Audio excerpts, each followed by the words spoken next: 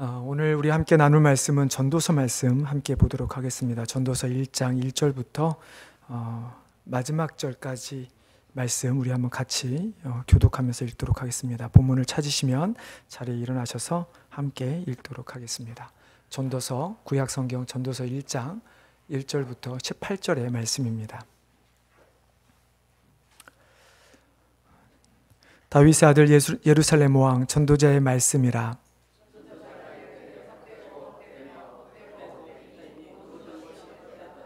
해 아래에서 수고하는 모든 수고가 사람에게 무엇이 유익한가?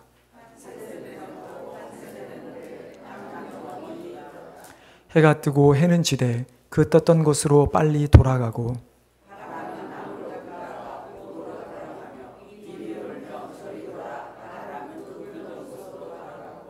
모든 강물은 다 바다로 흐르되 바다를 채우지 못하며 강물은 어느 곳으로 흐르든지 그리로 연하여 흐르느니라.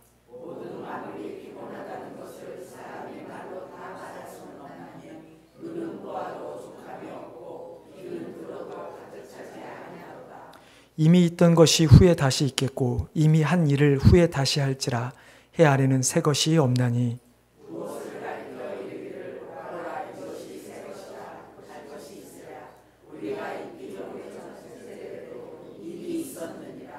이전 세대들이 기억됨이 없으니 장래 세대도 그 후 세대들도 함께 기억됨이 없으리라.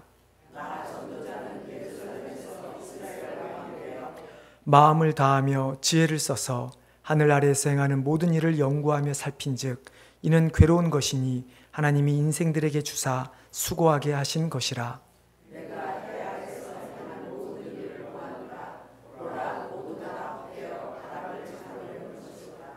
구부러진 것도 곱게 할 수 없고 모자란 것도 셀 수 없도다.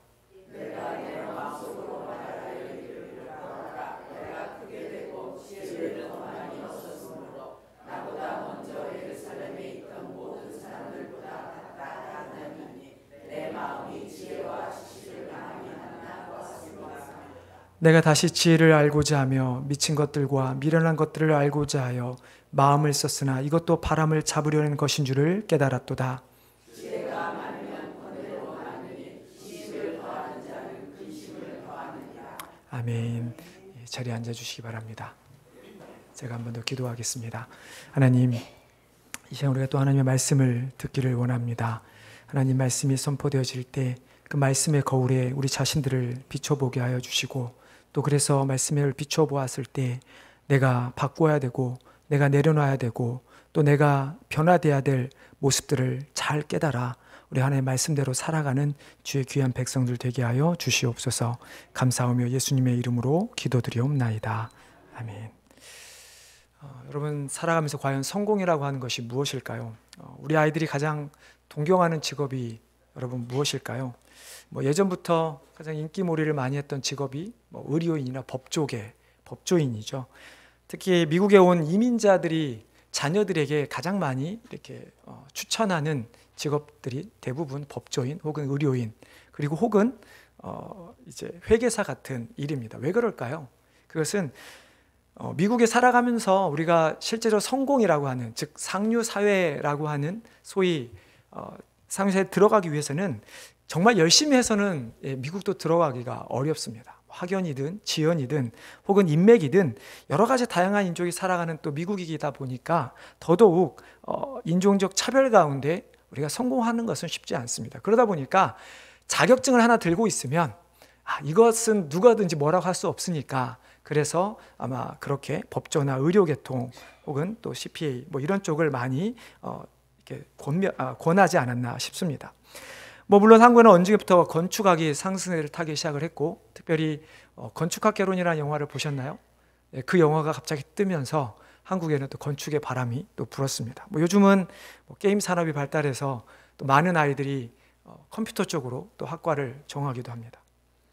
여러분, 이런 직업 가운데 압도하는 것이 있습니다. 무엇일까요? 네, 연예인입니다. 정말로 연예인만큼 우리 아이들이 되고 싶어 하는 것이 요즘은 없는 것 같습니다. 저도 한번 예능 프로 보다 이런 생각이 들었는데요. 어디 여행 가는 그런 예능이었던 것 같아요. 사람들이 모여서 예능을 가서 뭐 거기서 여행하는 것을 찍어서 보여주는 건데, 야, 저 사람들은 자기 돈도 아니고 회사 돈으로 여행 가고, 또 여행만 가면 다행입니까? 그 여행 갔다 왔다고 돈을 벌고, 너무 이렇게 쉽게 돈을 번다라는 느낌에 참 뭔가 좀 이런 생각을 하게 됐는데, 제가 옆에서 그런 일을 하니까 옆에서 아내가 하는 말이, 그러니 다 연예인 하려고 하죠 라고 이야기를 했을 때, 아, 그렇구나. 어떤 보여지는 모습, 어떤 성공의 모습, 쉽게 성공하고자 하는 그 모습 때문에 연예인이라고 하는 길을 택한 사람들이 참 많구나 라는 생각을 하게 됩니다. 근데 여러분, 과연 연예인이라고 해서, 혹은 그 외에 다른 직업이라고 해서 우리가 과연 성공을 했을 때 정말 만족함을 얻을 수 있을까요? 분명히 연예인들도 나름 고충도 있고 뼈를 깎는 노력을 했을 것입니다. 다른 예술가들도 마찬가지겠죠. 그러나 누군가가 어떤 정점에 도달했을 때, 혹은 예술가들이 하나의 작품을 만들었을 때, 그 다음에 정말 만족감이 있는가? 대부분의 사람들은 만족감을 찾기가 쉽지 않습니다. 오히려 하나의 작품을 한 다음에는 그 다음 작품 때문에 좌절하며 고뇌하는 모습을 보게 되죠. 그리고 그 길을 다시 걷고 더 높은 자리에 올라가 소위 말하는 성공의 길을 가기 위해서 해서는 안 될 일을 하는 것도 우리는 세상에서 많이 보게 됩니다.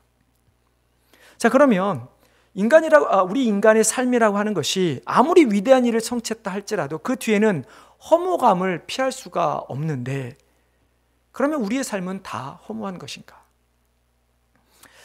어떤 삶에 있어서 자신의 어떤 성공의 길에서 허무함을 느꼈던 한 전도자의 기록을 오늘 우리가 읽은 전도서 1장에서 우리는 볼 수 있습니다.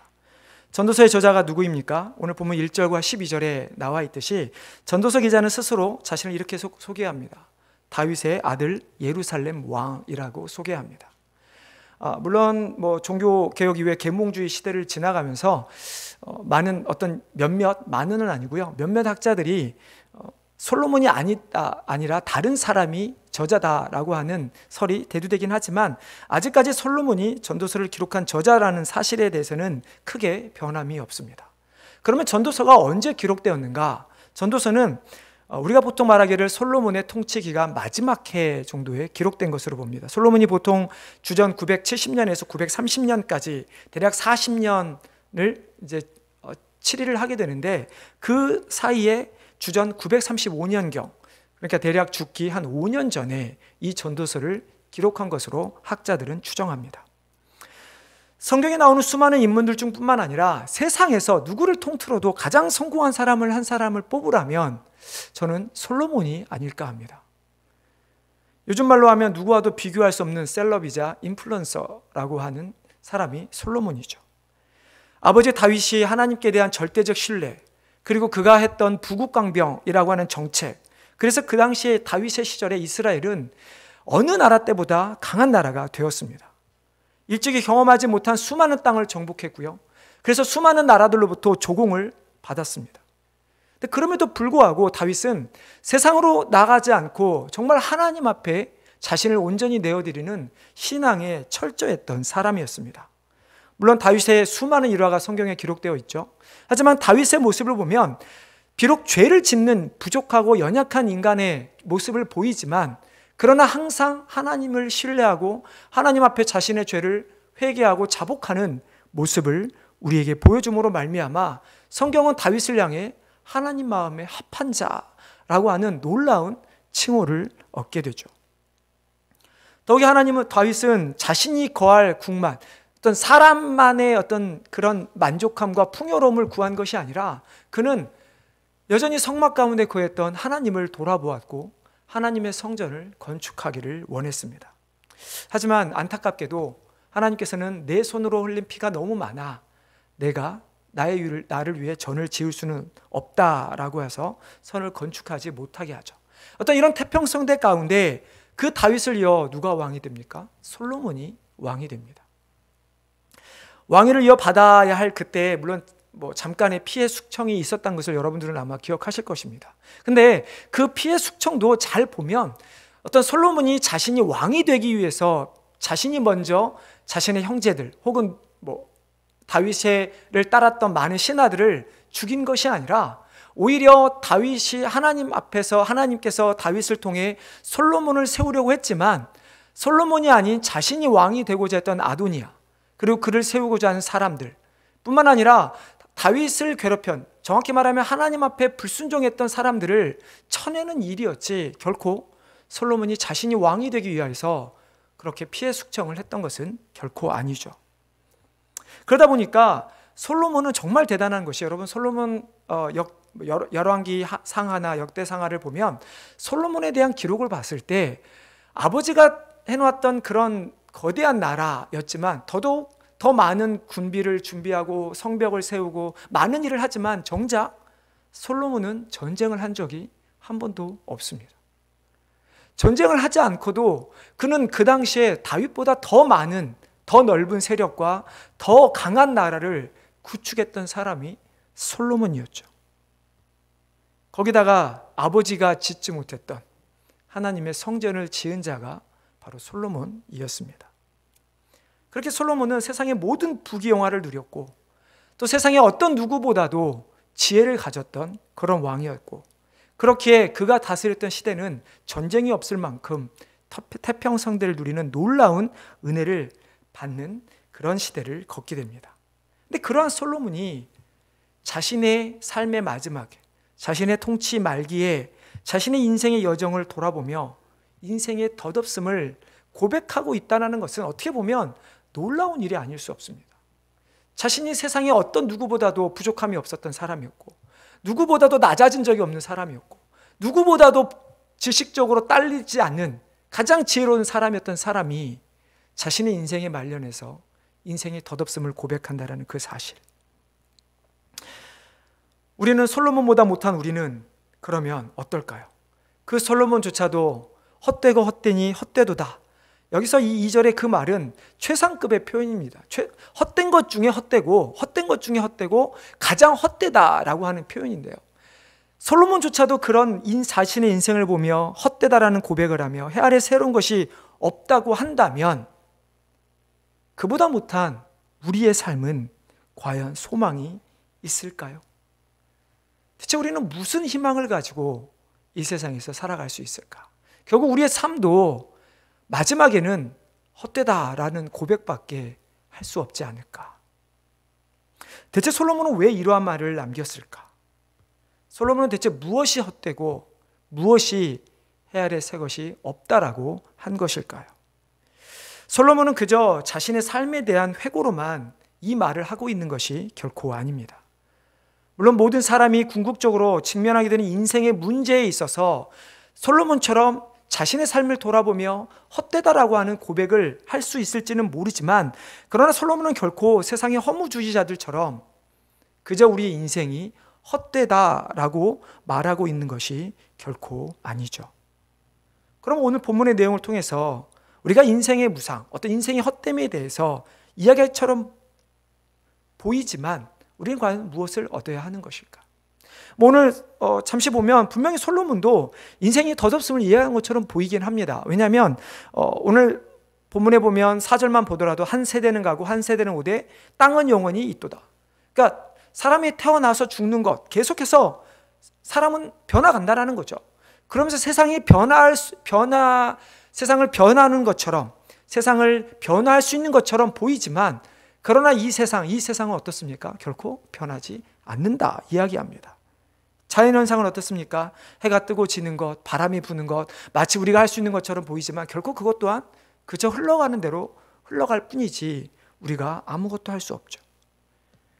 결국 세상에 존재하는 인간, 우리 인간을 포함한 모든 자연 만물은 어떻다는 거죠? 우리가 노력해서 무언가를 바꾸려고 하지만 결국 아무것도 바뀌지 않는다는 이야기입니다. 이 내용이 8절부터 11절의 내용인데 우리 다시 한번 같이 읽어보겠습니다. 8절부터 11절의 말씀입니다. 같이 읽겠습니다. 자, 시작.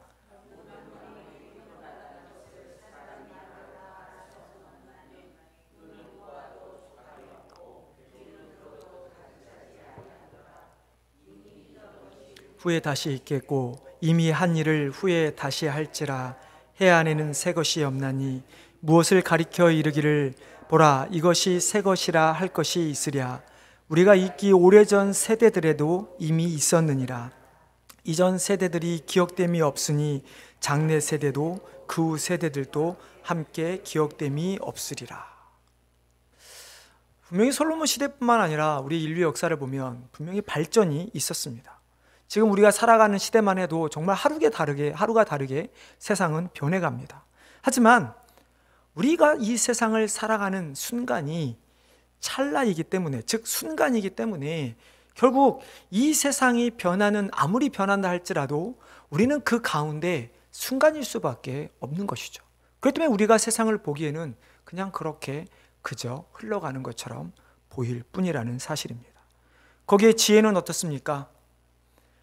12절부터 마지막에 솔로몬이 자신의 지혜를 고백합니다. 자신은 많은 지혜를 가지고 있었다.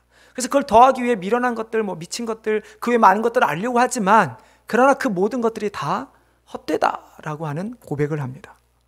여러분, 우리가 세상의 모든 것을 아는 것 같고 인류 문명의 발달을 보면 이제는 생명을 만들어내는 단계에 들어서서 마치 우리가 인간이 신처럼, 신의 경지에 이른 것처럼 우리가 보이기도 합니다.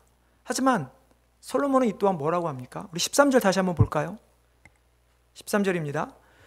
같이 마음을 다하여 지혜를 써서 하늘 아래에서 행하는 모든 일을 연구하며 살핀즉 이는 괴로운 것이니 하나님이 인생들에게 주사 수고하게 하신 것이라.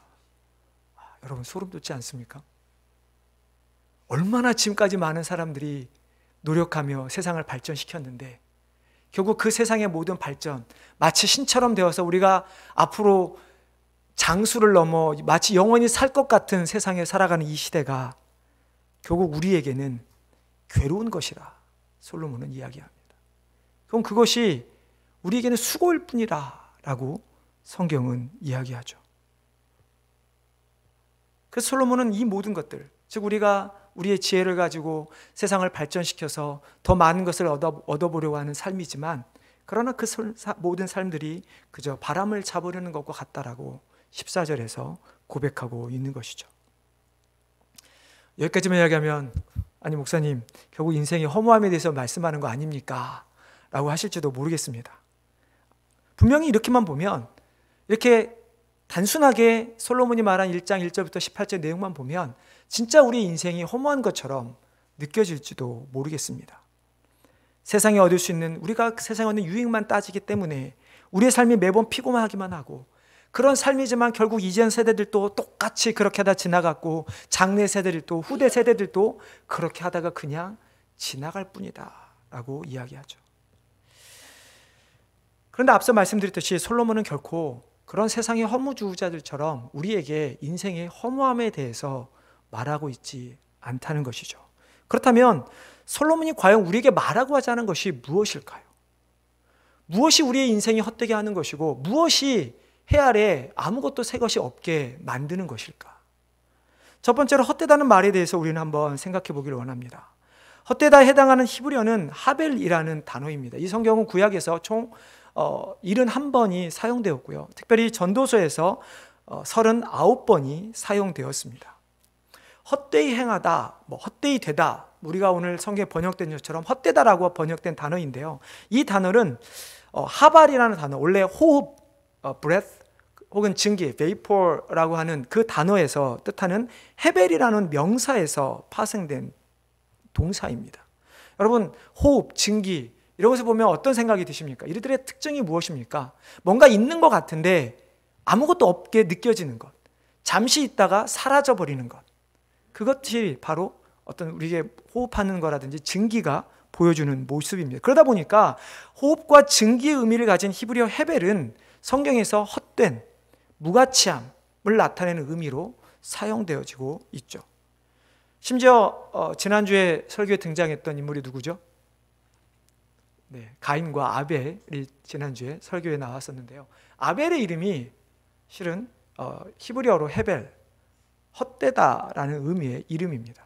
마치 형에 의해서 젊은 나이에 죽었기 때문에 헛된 인생을 뜻해서 그랬는지 모르지만 아무튼 그의 이름이 헤벨이라고 하는, 히브리어로는 헤벨이라는 이름입니다. 이 헤벨이란 단어가 성경에서 어떻게 사용되는지 우리가 살펴볼 필요가 있는데요. 성경에서는 크게 세 가지 의미로 이 단어가 사용됩니다. 첫 번째는 이스라엘 백성이 숭배하던 우상, 거짓된 신을 지칭할 때 이 단어가 사용되고 있습니다. 신명기 32장 21절에 보면 그들이 하나님이 아닌 것으로 내 질투를 일으키며 허무한 것으로 내 진노를 일으켰으니 나도 백성이 아닌 자로 그들에게 시기가 나게 하며 어리석은 민족으로 그들의 분노를 일으키도다. 하나님께서 말씀하시기를 이스라엘 백성이 나의 질투를 일으키는데 그것이 하나님이 아닌 것 혹은 허무한 것이라고 이야기합니다.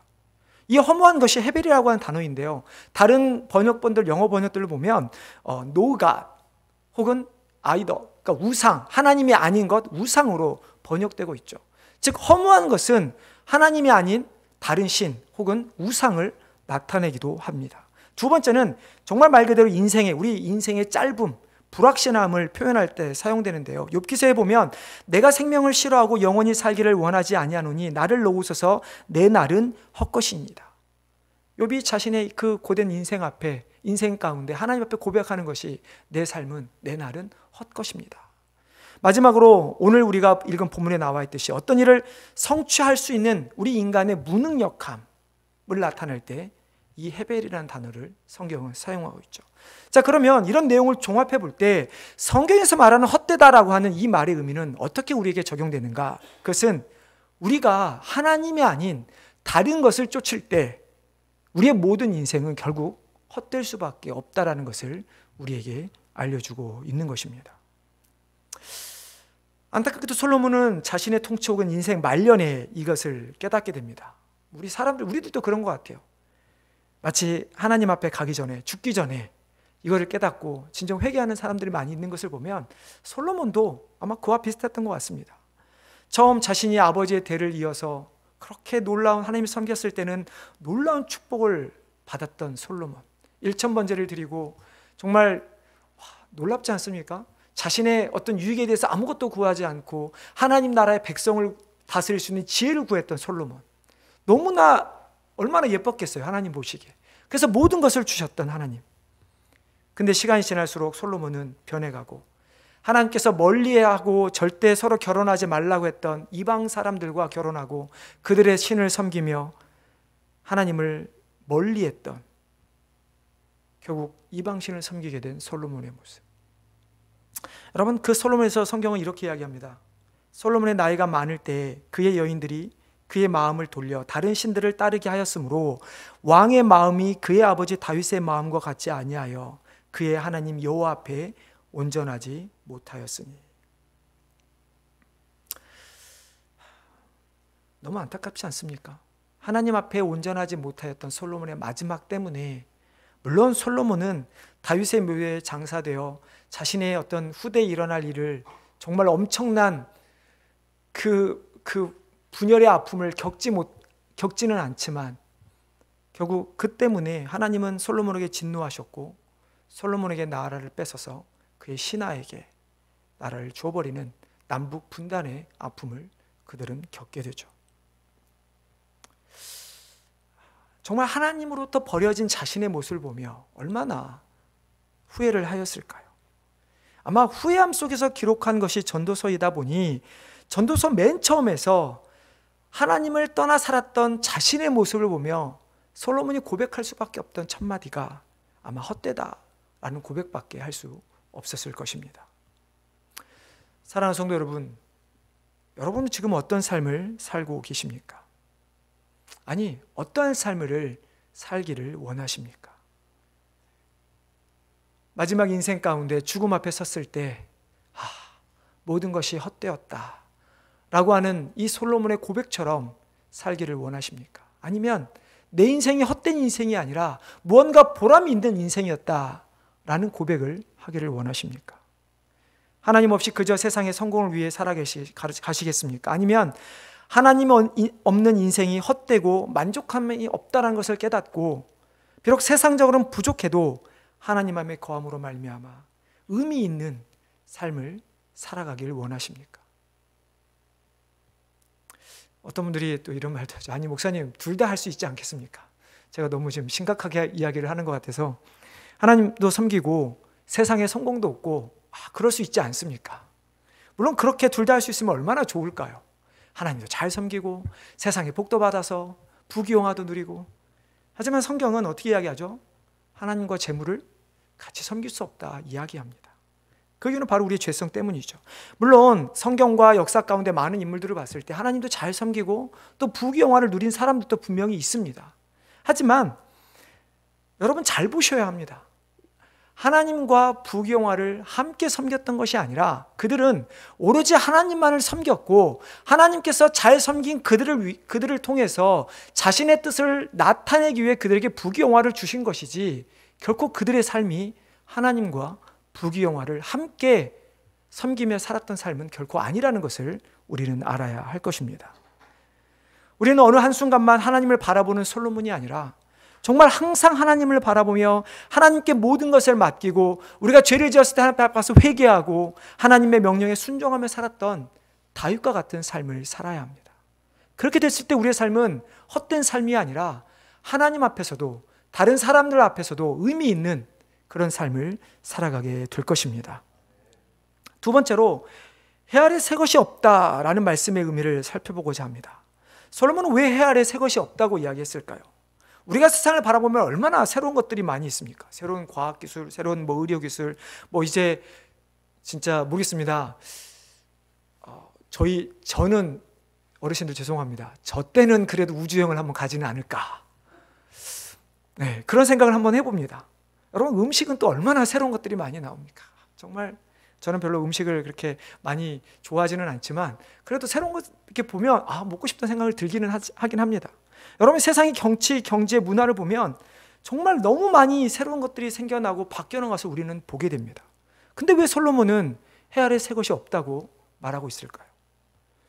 1차적 의미로는 결국 인간 사는 세상 다 똑같다는 의미입니다. 아무리 세상이 발전되어 가고 아무리 우리 삶이 편해진다 하더라도 결국 그 안에 살아가는 사람들은 똑같다는 이야기입니다. 비록 생각해 보십시오. 과거의 사람들이 지금 우리의 삶을 모릅니다. 그들은 그들의 삶대로 만족하고 살다가 그냥 죽어서 세상을 떠난 것이죠. 우리는 미래가 어떻게 바뀔지 솔직히 모릅니다. 우주여행을 가게 될지 우리는 모릅니다. 하지만 우리는 분명 이 삶에서 우리는 사다 가다가 우리는 미래를 알지 못한 채 어느 순간에 우리는 떠나갈 것이죠. 결국 세상이 아무리 발전해 나가도 과거나 현재, 미래 그 가운데 사는 사람들은 다 똑같다는 의미이죠. 특별히 해 아래 새 것이 없다 해서 해 아래라고 하는 이 말 때문에 공간적인 의미로 보기도 합니다. 해 아래 사는 사람들, 이 땅에 사는 사람들 그냥 조금은 다르지 다 거기서 거기. 우리 옛날에 그런 표현 하잖아요. 다 거기서 거기야.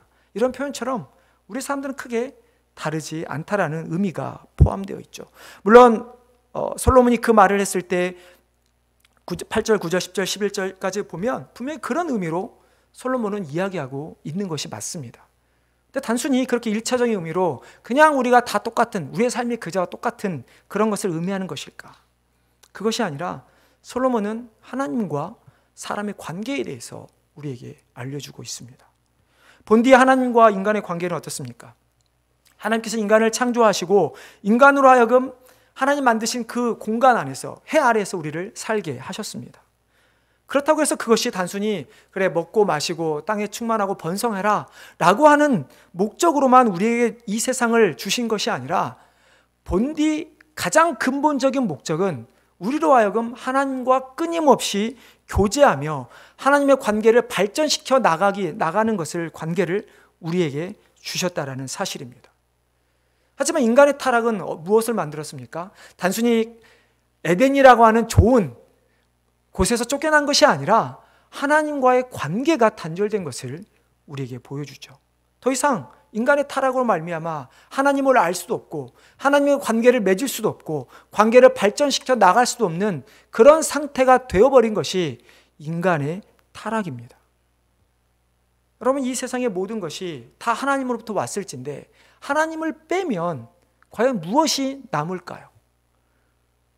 이 세상 자연 만물 가운데 하나님이 빠진다면 우리의 인생 가운데 우리 각자 한 사람에게서 하나님이 빠진다면 과연 우리가 무엇을 할 수 있고 무엇을 말할 수 있을까? 영원하신 하나님 앞에서 정말 짧디 짧은 인생을 사는 인간이 그것도 범죄에서 하나님을 떠난 인간이 무엇을 할 수 있을까요? 그렇기 때문에 솔로몬은 하나님을 떠난 인간의 삶이 헛될 뿐만 아니라 그 하나님을 떠난 우리의 인간의 모든 것들이 해 아래서는 결코 새로울 곳이 없다라고 그는 노년에 고백을 한 것입니다. 우리가 무엇을 하면 살아가든 세상은 발전한다 할지라도 우리의 삶은 하나님이 없다면 지옥이라고 하는 영원한 형벌이라고 하는 변하지 않는 것으로 우리는 빠질 수밖에 없게 되는 것입니다. 하지만 이제 우리가 더 이상 인생을 살아가는 자로 헛되지 않고 해 아래 새 것이 없는 인생을 살아가지 않아도 되는 이유가 무엇일까요?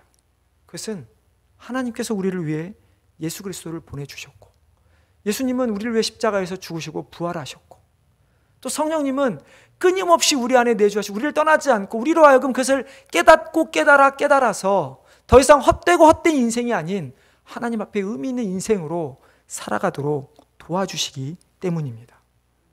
즉 우리가 하나님의 은혜로 말미암아 예수를 통하여 구원받은 그 순간 더 이상 우리의 인생은 헛되고 헛된 것이 아니라 새로운 것이 없는 그런 인생이 아니라 이제는 의미 있고 새로운 인생으로 거듭나게 된 것입니다.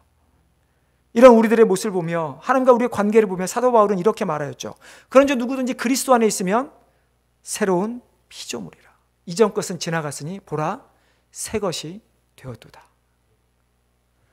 솔로몬은 자신이 하나님을 떠났을 때 자신의 삶이 정말 헛되고 아무것도 없는 옛것과 같은 새로운 것이 없는 인생처럼 느껴졌지만, 그러나 우리가 예수 그리스도를 만나는 그 순간 우리는 이제 더 이상 그런 해 아래 아무 의미 없는 삶들이 아니라 새로운 피조물이 되었고, 더 이상 우리는 옛 것으로 이전 것으로 살아가는 것이 아니라 새로운 모습으로 새로운 피조 세계에서 새로운 하나님과 관계 안에서 우리는 살아가게 되었다는 것을 우리는 깨달아야 할 것입니다.